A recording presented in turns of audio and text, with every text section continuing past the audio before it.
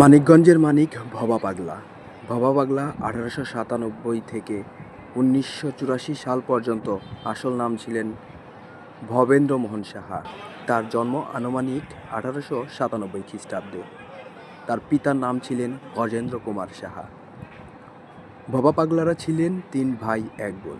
তিনি দেখতে ছিলেন একরকম হালকা পাতলা, গায়ের রং উজ্জ্বল শ্যামবর্ণ, মাথায় ঝাঁঝরা চুল, চিবুতে একগোছা দাড়ি। গানের ভণিতায় তিনি নিজেকে ভবা বা ভবেন বলে উল্লেখ করেছেন। মানিকগঞ্জ অঞ্চলে তিনি ভবা পাগলা নামে খ্যাত।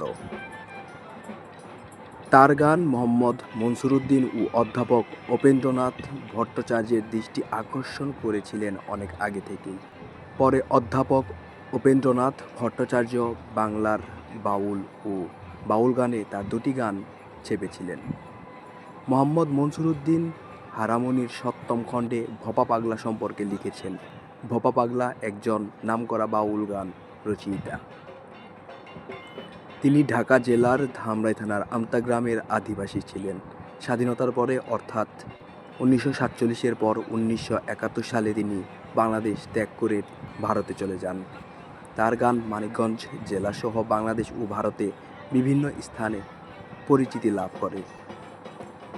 তিনি মূলত শ্যামা সঙ্গীত, ভাবগান, গুরুতত্ত্বের গান, দেহতত্ত্বের গান ও সৃষ্টিতত্ত্বের গান রচনা এবং সুর নিজেই করেছেন।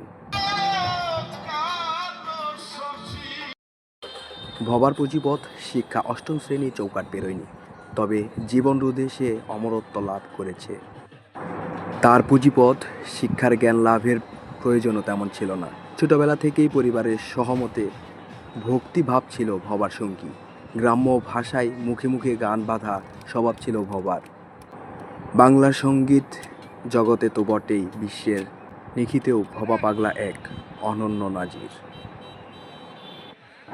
ঘটনাচক্রে ভবা পাগলা একবার নন্দলাল দাস নামের এক দুরারোগ্য রোগীকে ঠিক করে দেন। এ ঘটনা পরবর্তী সময়ে অনেকেই ভবাকে ঈশ্বররূপে পূজা করতে থাকেন। প্রতিষ্ঠা পায় ভবার হরবোলা মন্দির। 1984-তে ভবা পাগলা শেষ নিঃশ্বাস ত্যাগ করেছেন। তবে বাংলা লোকসঙ্গীত যতদিন থাকবে ততদিন বারে বারে বলতে হবে, বারে বারে আর আসা হবে না। প্রতি বছরের মতো এবছরেও 111তম মহাপূজা পালিত হচ্ছে, যা ভবা পাগলাকে স্মরণ করেই।